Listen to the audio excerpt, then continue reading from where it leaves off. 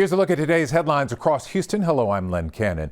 We are talking to friends of a woman whose partially burned body was found next to Sims Bayou nearly 2 weeks ago. Then on Monday, Houston police identified the woman. Her friends reached out to KHU 11 to make sure her case is not forgotten. Jason Miles has more on this story. 33-year-old Ivon Lopez shared a last name with one of her best friends who says they might as well have been related. She was like my sister. We go way back over 20 years. Erica Lopez and another friend brought a bouquet of flowers to the area along Sims Bayou where the mother of two's body was found nearly 2 weeks ago. This is video from the scene that day. Houston police say Lopez's body was partially burned, though an exact cause of death remains under investigation by the medical examiner's office. Nobody deserves this. This is not right. No one deserves to get dumped like they were a piece of trash because she wasn't. Erica Lopez reached out to KHOU 11 this weekend, hoping to keep her friend's case in the spotlight. Coincidentally, HPD publicly released her identity this morning. She was a loving, kind, funny person, and I just want justice for her. That's all. Erica Lopez says her friend had a difficult childhood and dealt with struggles in her life, but she and others cannot imagine what may have resulted in the way she ended up, or who might be responsible. An evil person. That's who. I mean, that's all I can say. Somebody evil with no heart. If they don't find this person accountable in this life, I mean, you know, they will in the next. Jason Miles reporting there. A popular nightclub in Houston's Galleria area is going out of business. Camp Houston posting on Instagram it could not renew its lease and face challenges with parking and noise complaints. Here's Troy Kless. Not everyone learned Camp Houston closed until they got to the door on Sunday. We are in town to celebrate Leo season. It would have been Rodney Johnson's first visit. How do you feel? Disappointed, discouraged, but we're going to make do what it do. Larry Fagala feels differently. Well, I think I jumped up and down the street about 20 feet high. I don't know. Yeah, it was awesome. I mean, it's peaceful now. Larry lives nearby on Potomac Drive, where he says club campers would park. Being down the street from it, the music was just so loud, and it was really just the profanity that was incredible. His neighbor, Richard Porter, says the parking led to other problems. We've had a lot of break-ins to the cars, which I suspect are patrons' cars that are at this club. Broken glass would litter the curbs on the street after alleged break-ins. Camp wrote on Facebook it was unable to come to terms for a lease extension and had ongoing sound and parking challenges. City Council member Mary Nan Huffman received complaints from Camp's neighbors. She responded to the closure saying, in part, quote, "The club has been a problem for our community for too long. It has been a drain on our public safety resources and often a bad neighbor." Though the club became a nightlife attraction to locals and visitors. Neighbors like Porter are relieved the party is moving. Houston does not have any zoning laws, so we all struggle with that all over town. But I think just being aware of your neighbors, whether it's businesses or individual homes like we have. Although the campgrounds may be closed, they say this is not the end. In Southwest Houston, Troy Kless, KHOU 11 News. In just a few days, the Houston Texans play their first preseason game. And while we know that Texans defense is elite, Jason Bristow shows us the spotlight shifts to the players fighting for jobs. Here at training camp, it's another strong day for the defense. Interior lineman Sheldon Rankin saying that this group, this entire squad, has a college feeling to it, and he likes that. I think I was talking to somebody about this offseason, like, this team has a very college feel to it, like with how close everyone is and the inside jokes and how much we clown each other and how much you can clown your brother, but it's not taken personal. Like, you know, it's that type of feel. As for that first preseason game on Thursday, Coach D'Amico Ryan saying he's really hoping to see the guys at the back end of the roster make some plays because ultimately that is what they will be judged on as we get closer to the regular season. That's the story here at Texans training camp. Jason Bristol, KHOU 11 News. Exciting stuff. Thank you, sir. Thousands of Houston area students returning to the classroom this week. A retired nurse knows firsthand that some children in HISD may not have enough to eat at home. Brianna Berry shows us how she spotted signs of hunger and how KHU 11's Backpack Buddy program is helping. Good. Hey, Dad. How are you? Good. Hey, man. Every morning for 13 years, Nurse Gloria Larry was often the first face Anderson Elementary students saw. She wasn't just welcoming them, she was watching. And I'm not just a greeter to be at the door, I'm assessing as they walk in. So as they're walking in, I'm seeing dry lips, nail beds, looking, checking, are you okay? Hey, did you have breakfast? Nurse, no, I didn't eat till yesterday, since yesterday at 5 or something. So I'm looking for any little gap in there. Or when they're in the cafeteria, I'm observing a child that will eat half of the muffin and they'll put the other half in their backpack. Or they'll say, I'm gonna take this to my sister. So they're kind of like what we would call hoarding the food, but they're taking it home for a bigger purpose. Anderson Elementary is 95% economically disadvantaged. Free school meals cover the students during the week, but the Houston Food Bank's Backpack Buddy program was built to cover the weekend. With Backpack Buddy, we make sure that for the weekends, our families are supported. Nurse Larry said the difference showed up in the classroom. The teacher would come and say, oh my God, he's doing so much better now. He's gone from a C to a B student. And then next you hear he's gone from a B to an A student. Now, as a new school year begins, the KHOU 11 Backpack Buddy campaign is kicking off to fill the weekend food gap. This is a cause that is so necessary because hunger is real. Although Nurse Larry may be retired, she's still looking out for the students at Anderson. I don't want to get emotional about it, but it's big. It's huge. These children, oh my God, the space they hold in my heart is just amazing, absolutely amazing. Reporting from Anderson Elementary, I'm Brianna Berry, KHOU 11 News. Certainly feel her concern right here and appreciate the work she is doing. That's a wrap of your Houston headlines. I'm Len Cannon. I'm Quita Culpepper in Austin. As students get ready to head back to class, Austin Public Health says it's seeing a surge in demand for vaccines. KVU's Allison Hill explains what the numbers show here in Austin. This fall, Jesus Padilla will trade Central Texas for Baton Rouge, heading to LSU as a freshman. Among the list of things to do before college, making sure his vaccines are up to date. I get vaccinated across the board. My goal is to be in the military, so I kind of have to anyway.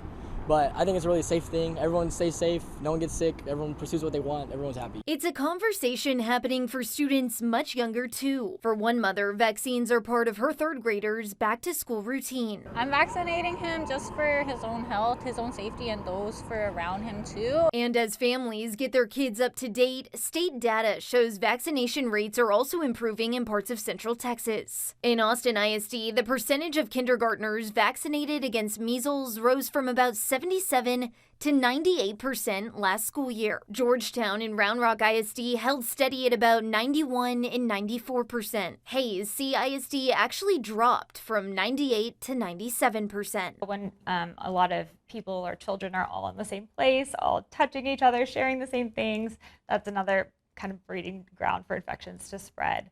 So that's why it's really important going into the school year to get your kids the vaccines that they need. Erica Flume, a pediatrician with Baylor Scott & White, tells KVUE Texas requires a series of vaccines throughout a student's school years, with some requirements changing as kids get older. So whether it's third grade or freshman year of college, she says check those records now to start the school year protected. In those high exemption communities, that's why we're seeing measles resurface. And so I would just say protect your own child, protect the kids around them, and go talk to your doctor about getting them vaccinated. And that was Allison Hill reporting. Austin Public Health says demand for vaccine appointments has jumped in the past week, with August typically being its busiest month.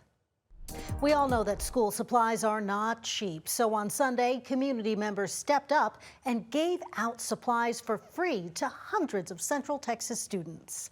The Cuts for Class school supply drive took place at Barber Vision in North Austin. The barber shop worked with Luis's Kids and Austin Sigmas to put on the event. The benefit was that each of us had our own lane. Derek with Barber Vision, of course, him and his team are able to provide the haircuts. Us at Psi Beta Sigma, we're able to actually get out the community, partner with different organizations. And Luis's Kids has a direct plug into the AISD charter school, so they were able to get partners from KIP, IDEA, everyone to come out, and also whatever we're not able to actually hand out today, we have a place for it to actually go. Barber Vision's owner says if you call the shop or reach out on social media, they'll try to connect you with any leftover supplies. In 2022, voters gave the approval for a $2.4 billion bond toward Austin ISD upgrades. Those upgrades are currently underway at LBJ High School, and KVU's Corey Mose got an exclusive look at the progress of the Jaguars' new athletic facility.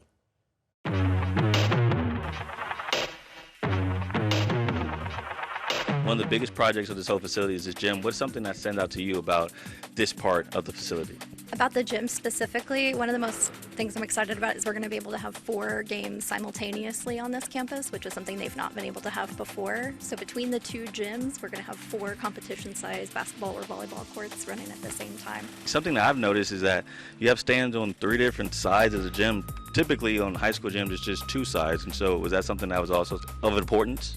Yeah, so we heard a lot from the user group that we met with throughout the design of this process that they really wanted to have space for their community inside the gym. So the competition gym seats about 1,700 and the practice gym sits about 650. So it's a lot of space for their community to join them and celebrate with their students. Yeah, it's a lot of people to come out and support. Y'all better be coming out here, okay, Jags fans? We're walking into Principal Randy Bryant, just like Kobe, his passion project. The wrestling room also, when it comes to the drill team as well. For years, wrestling teams and Austin ISD, I mean across the country for that matter, has done a lot with less. So just being able to be in a position to provide students and athletes the opportunity of a space where they can, maximize and seem like that they're supported was important to me. I know you're a natural light girly, you know what I'm saying? I know you love that.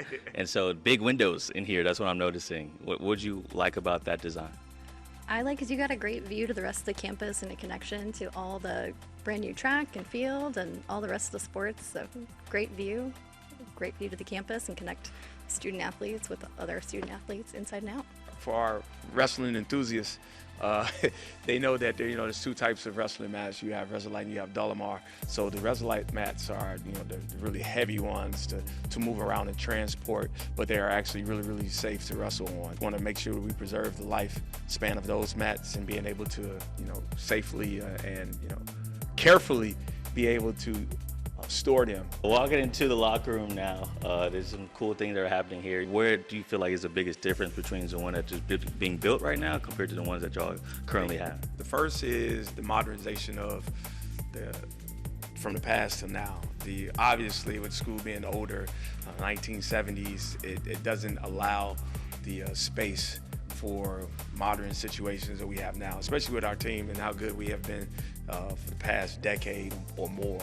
For each of the varsity lockers, well, they have a lot of storage, so we need to make sure that we actually give them space to store the things and all the equipment that they have and that they need to do their sport at their highest levels. The new locker room looks more like your collegiate locker room. It's just an inspiration for those kids and kids that we have and athletes that we have to kind of put them in that arena of where they're going to be 4 years from now. Okay, we're walking to one of my favorite parts of this whole complex is the weight room. I know we have these beautiful Jaguars on the ground, but they're not just designs, they're also for the weights, correct? That is true. They're underneath the weight equipment, so you know exactly where you're standing for your form. See, I like that. And over here, turf, is that? Yeah, so we have indoor artificial turf in this area here off the side of the weight room, and outside this overhead door for on nice days, you can spill out onto that artificial turf and keep going. Got you. Principal, I know you see these mirrors on the wall to look at yourself, right? Yeah, all day, every day. So like I was mentioning earlier, this all connects, and that to me is the cool part about this facility, and honestly just campus right now, because this big project is a way for everyone to kind of feel like they're a part of it. And so from the weight room, it is true that you can also get to the football field and also the tennis courts as well? It's true. So when we were siting this building, it was important for the campus and the community that this connected all of our pieces and became a new heart here to the community. It take away those barriers and those hurdles of, participating in something you want to do. It's less stressful. And for the coaches. Well, I'll tell you what, y'all didn't put any stress on me showing me around. Thank y'all so much for just the time. I really appreciate a little tour. And I can't wait to see this fully done, fully finished, because I know it's going to be just an integral part in this community. And so thank y'all so much for the time. We got to slap hands. Great job. Great job. And that was KVU's Corey Mose reporting. Hundreds of paddlers hit Lady Bird Lake with their pups on Sunday. It was for the 15th annual Paddle for Puppies. Paddlers in canoes, kayaks, and on stand-up paddle boards took to the water. The proceeds benefit Austin Pets Alive's Parvo Puppy ICU, which has helped more than 10,000 puppies survive the often deadly virus. And before we go, a beautiful video from Lake Travis. This time lapse shows the sun setting on our 8th straight day of triple-digit heat in the Austin area. Lake Travis is still in great shape due to heavy rain in July that filled it up for the first time in 7 years. That is gorgeous. And that's all from us here in Austin. Hope you have a great day.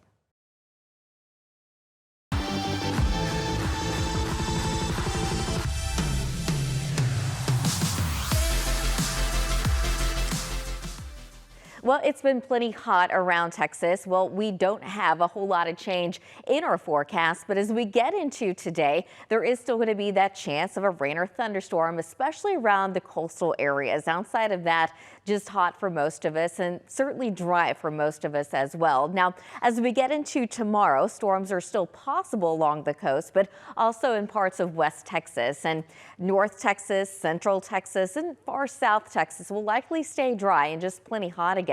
Now on Thursday, we could have a few thunderstorms in far western Texas, but outside of that, most of us will just stay hot and dry and temperatures staying several degrees above normal. So for today around Amarillo, we're expecting a high of around 102 degrees. Tomorrow even hotter, 103. By Thursday, we do back down a few degrees, but still plenty hot, looking at a high of about 100 degrees. Now in Corpus Christi today, temperatures will likely make it into the upper 90s. Now tomorrow, we're still going to stay in the upper 90s and really not expecting a whole lot of change on Thursday. Lots of sunshine. Temperatures make it back into the upper 90s. At DFW today, looking at a high of 100 degrees. Tomorrow, I think 101, but we could be at about 102 degrees by the time we get into Thursday.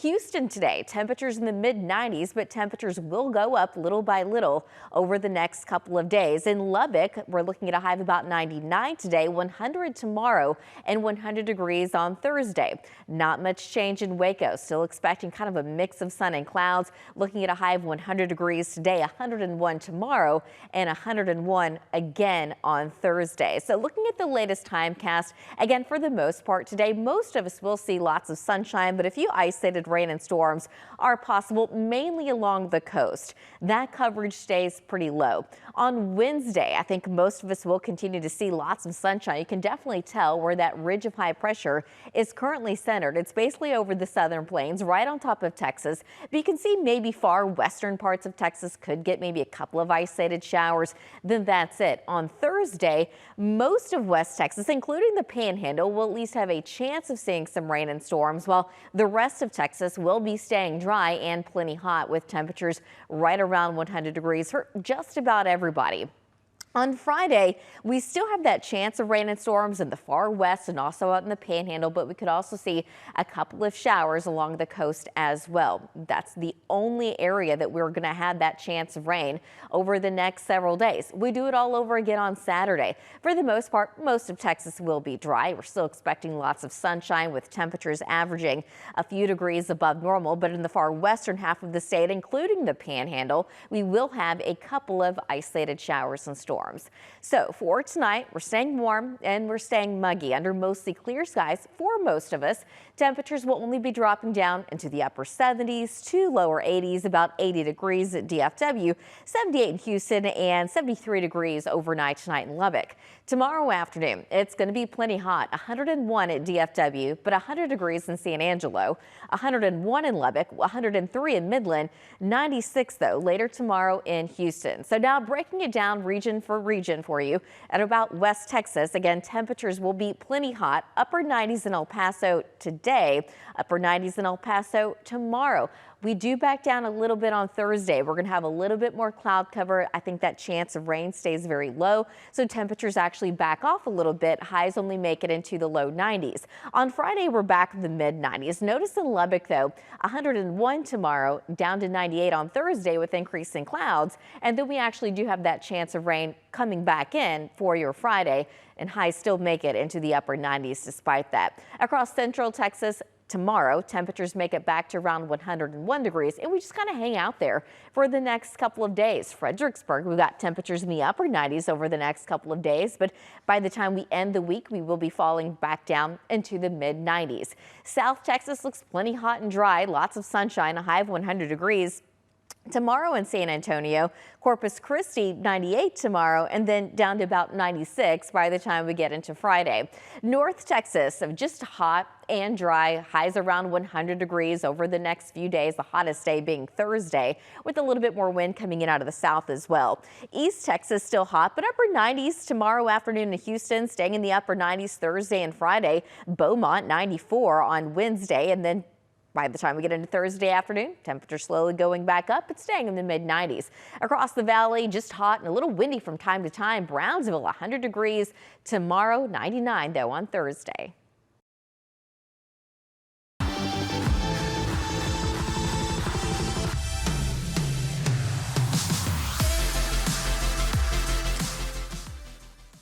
I'm Chris Lawrence with your top stories in North Texas. A new poll shows Democrat James Tallarico leading his Republican challenger, Ken Paxton.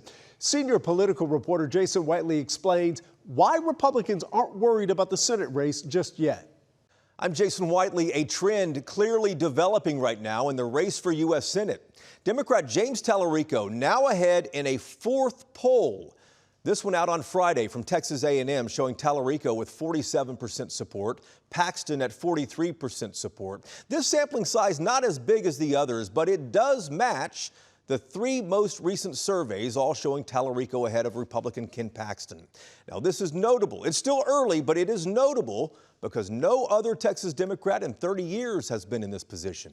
Republican Congressman Craig Goldman, a Paxton supporter, is on Inside Texas Politics with us this week. What concerns you most about Republican prospects in this state in November? Because Tallarico has led the last three polls that have come out. These are respected polls. Yeah, these are polls, respected polls, though. Jason, you've been in long enough to know polls don't matter. But if you were on the receiving end of these polls, you'd be telling me, hey, listen, we're ahead in all the polls. When a Democrat wins statewide in this state, then I'll buy you a beer. It's still Paxton's race to lose? It's absolutely. Paxton, well, it's not his to lose. Paxton will win. How close do you expect it to be? Well, look, I mean, the Cruz-Beto race was, what? 3 points? 3 points last time, so, but it doesn't matter. A win's a win, and I fully expect Ken Paxton to beat James Tallarico on the issues alone. And there is still a lot of time left in this race. We're not yet to Labor Day. Republicans have yet to launch an onslaught of campaign attack ads against Tallarico. So there's still time left for Paxton to try to turn the numbers around or for Tallarico to further run them up. We share all of our unedited political interviews from Inside Texas Politics. They're online right now at WFAA.com, or you can stream them anytime on WFAA+. Recent allegations of misconduct against multiple educators has clouded the start of a new school year. Aaron Heft spoke with an attorney and child advocate on what families need to know right now.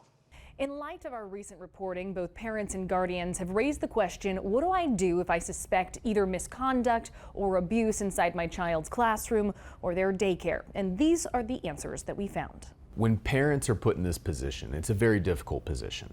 That's Russell Button of the Button Law Firm. He sat down with us to discuss the countless calls he gets from families trying to navigate what to do next. Unfortunately, when schools, daycares, management, leaders, and bad people do the wrong thing, the children and the families are the ones that pay the price. The solution, he says, is to call the number on your screen, the Texas Abuse Hotline and/or the Texas Health and Human Services Department of Family and Protective Services.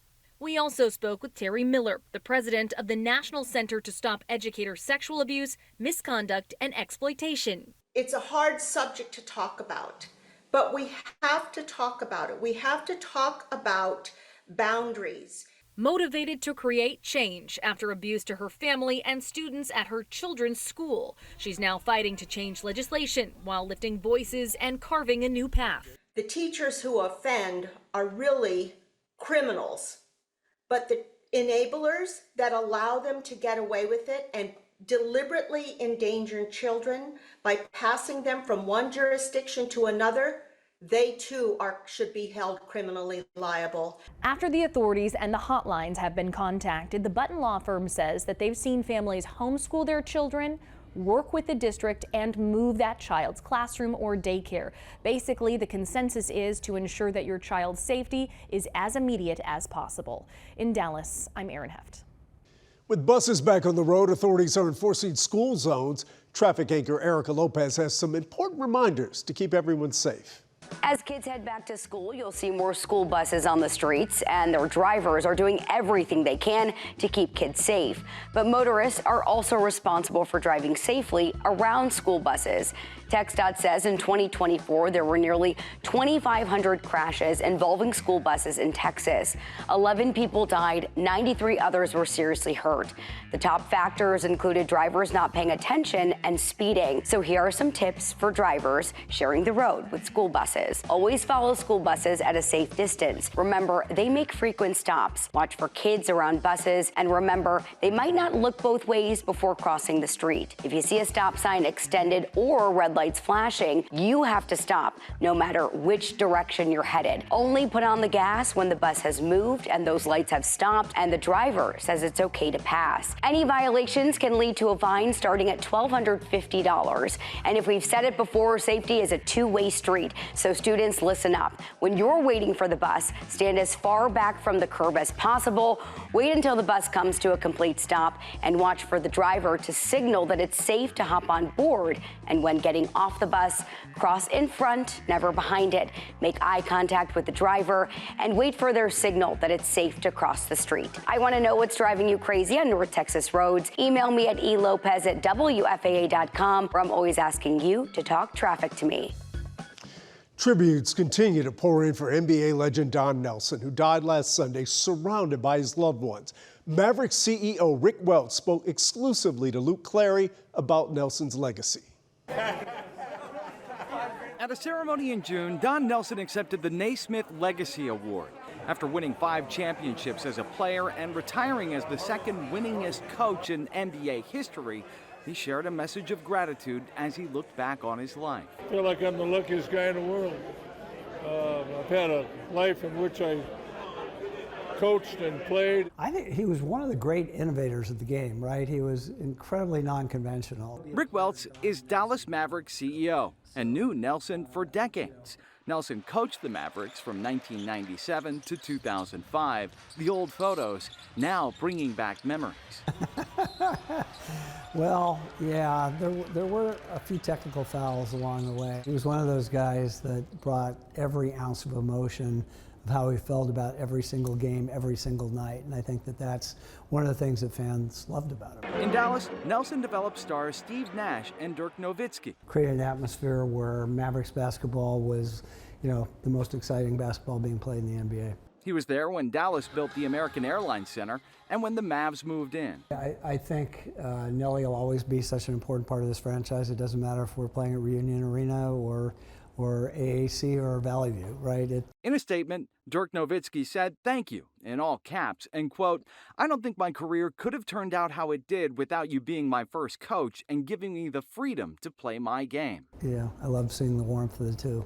Nelson's family has announced a celebration of life Thursday, August 13th. I think all Mavs fans certainly feeling for the family right now, but it's a time to celebrate all the amazing things that this guy brought to the game of basketball. In Dallas, I'm Luke Clary. Not many have had the kind of impact that Don Nelson did. And those are your headlines from North Texas.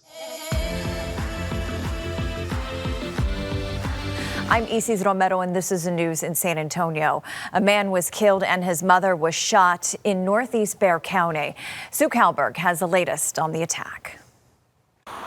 The sheriff says it started here at this corner, Waterside, at 2:30 when the victim's car pulled up to a stop and the suspect's car pulled up and fired off 10 rounds into the car. To empty 10 rounds into a car, that to me, again, speculation, but to me that indicates a high level of anger. The sheriff says they don't have a motive. They do have a mother who was wounded several times, who's now grieving the loss of her son. One of the occupants, the rear passenger, a male in his 30s, was killed, and he was pronounced deceased here on the scene.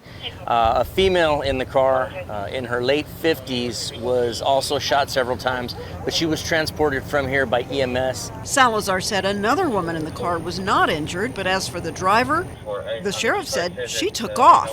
So they used a drone to search the heavily wooded area to make sure the missing driver wasn't nearby and hurt. Our drones are going to be getting airborne, and they're going to be searching the wood line to make sure that we don't have somebody injured in that tree line. They say they do have a clue about the shooter's car. The vehicle that we're looking for at this point is a newer model, white Volvo SUV. The name of the man who was killed hasn't been released yet. They're still looking for video and stills from this area from 2:30 this morning. If you have something that might help, 210-335-6000 is the number.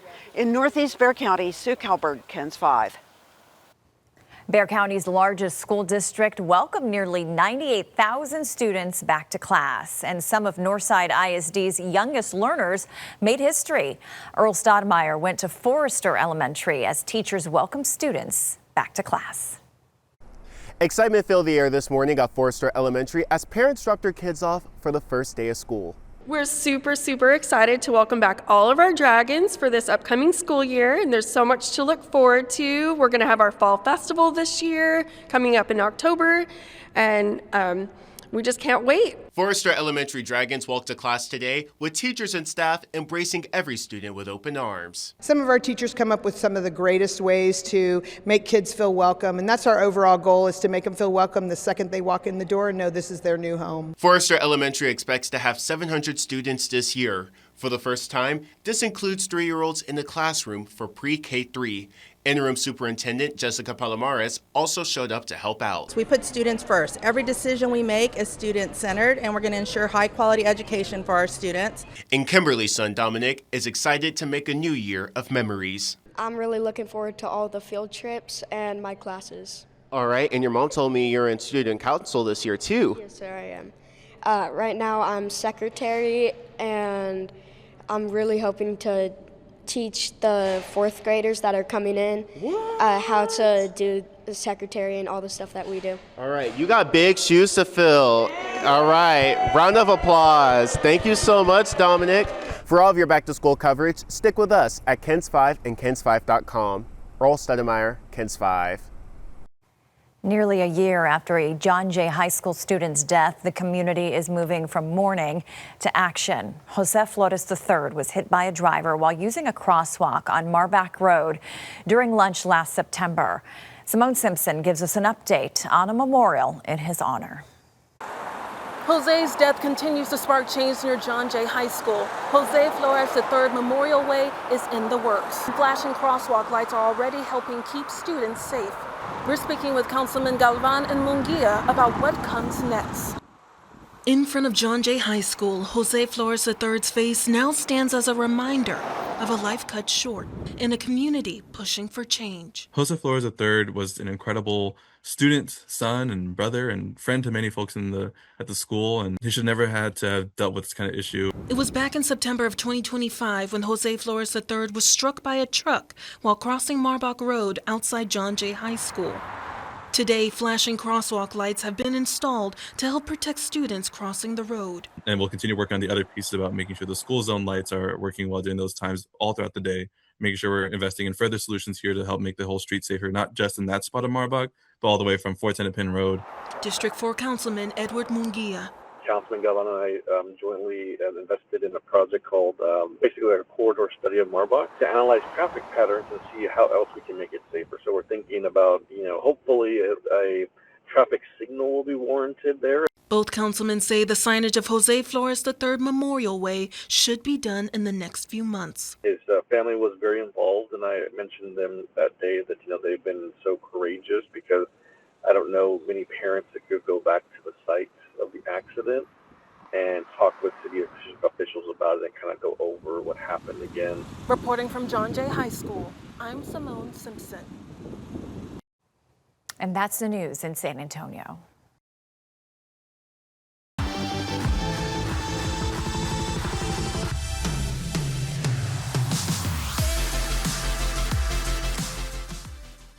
I'm Leslie Adamy in Corpus Christi, and here's a look at some of what's happening here in South Texas. Corpus Christi City Hall will be a little different following months of a contentious impeachment process that ended with a 30-day suspension and a reprimand for Mayor Paulette Guajardo. And as our Natalia Osuna reports, now city council members are turning their attention to what comes next as they work to move forward with a new mayor pro tem at the helm. Next is Paulette Guajardo is hereby suspended from office for. For the next month, Corpus Christi City Hall will look a little different after Mayor Paulette Guajardo received a 30-day suspension and a reprimand. 5-1, so that one passes. But even with the mayor out, city leaders have to keep business moving. These next 30 days is a crucial time for us to approve the budget, and now you have an individual that represents the entire city and has been working diligently to get us to where we're at, and now the mayor's going to be removed from that process. City Councilman Roland Barrera says the next month is key to decide on the city's budget for 2027 and vote on the Inner Harbor Desal project, which had been previously tabled to September. And for the following city council meetings, there will be 8 council members voting instead of 9. Barrera says that could cause issues. If it's deadlocked and it's split 4-4, then whatever item that is doesn't pass. So that could be a challenge. So what about the money spent on legal fees and city staff time during the removal hearings? It's a travesty to the taxpayer. I mean, we spent hundreds of thousands of dollars just basically when we have an election that's less than 90 days away. City Councilman Mark Scott agrees, saying the entire process has not been easy. It's taken a lot of time, a lot of money, a lot of energy. I suspect most council members were like me. We're all exhausted. We're exhausted. Now the city has to find a way to move forward with Mayor Pro Tem Kaylin Paxson temporarily taking over. And Scott hopes council members focus on coming together. The mayor's office and the city secretary's office, they're a machine. And so they're going to be very helpful to Kaylin because this is their opportunity to show off too. And Lake Corpus Christi, now 90% full, a big boost for the region's water supply after years of drought. And with water levels continuing to improve, local leaders are now looking at ways to keep more water in reserve and protect the region's supply. The city, along with regional partners like State Representative Denise Villalobos, plans to submit a request to the TCEQ this week to temporarily pause water releases. I will do everything in my power to ensure that the lake levels never get that low again, and that includes pushing for this temporary pause. That would be 120 days plus an additional 60-day extension, and then my office is also actively looking at legislation to completely vacate the 2001 agreed order. For 25 years, these water releases have been in place, and if this request moves forward, it could be a historic turning point. And that's a quick look at some of what's happening here in South Texas. Hi, I'm Brennan Gurley, and here's what's making headlines across East Texas. One man is remembering his best friend whose life was taken far too soon. Caleb Kramer died when his plane went down near ARP. The FAA preliminary report describes that plane as an Avid Flyer Mark IV experimental plane. Investigators say Kramer was the only person on board. CBS 19's Jamie Hazard has the story. It was like my brother I never had. David Coast is remembering the best friend he lost in a plane crash this weekend. We just became great friends. And then later, we were going to open a business together. They met through their shared passion for off-roading. Over the course of a decade, their friendship took them across the country, off-roading, skiing, and sharing adventures with their families. That passion for adventure extended to the sky. He's got other family members that are pilots. So flying has been a passion of his for at least probably 5, 6, 7 years, maybe. About 2 years ago, Caleb was diagnosed with leukemia. He fought through it, got through it, was healthy again, was perfectly healthy, and just so happy to be back at life. He kept much of that battle private, but David remembers what Caleb wanted most while he was in the hospital: to go back to living. I can't wait to get out of this bed. I can't wait to get back to living life. I can't wait to get to flying. There's all these places I want to go see and all these things I want to do. Then Sunday afternoon, he got the news no friend wants to hear. I got a message from someone that works directly underneath him that I'm also friends with, and he sent me a text and said, "I need to talk to you soon. It's very important." And I already knew. I already knew. Kramer's plane went down in a field between ARP and Overton. As Coast remembers his best friend, he says Kramer served as an inspiration, and he's considering getting his own pilot's license.